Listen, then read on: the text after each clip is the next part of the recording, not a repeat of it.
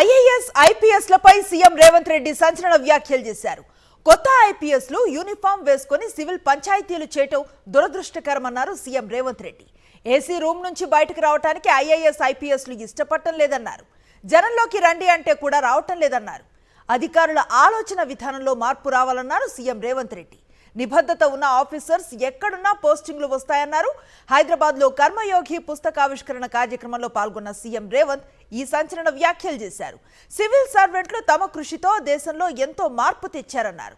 రాజకీయ నేతలకు గైడ్ చేసే విధానం అప్పట్లో ఉండేదని, ఇప్పుడు ఎందుకు అలా లేదో తెలియటం లేదన్నారు CM Revanth Reddy.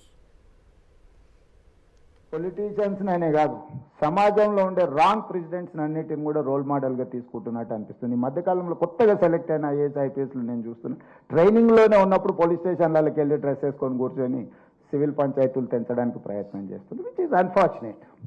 I'm sorry to say. నేను ఎందుకు ఈ వేదిక మీద పంచుకుంటున్నా అంటే, కొద్ది మందిలో అయినా ఇది మార్పు రావాలి, ఆదర్శంగా ఉన్న వాళ్ళ గురించి చర్చ జరగాలి.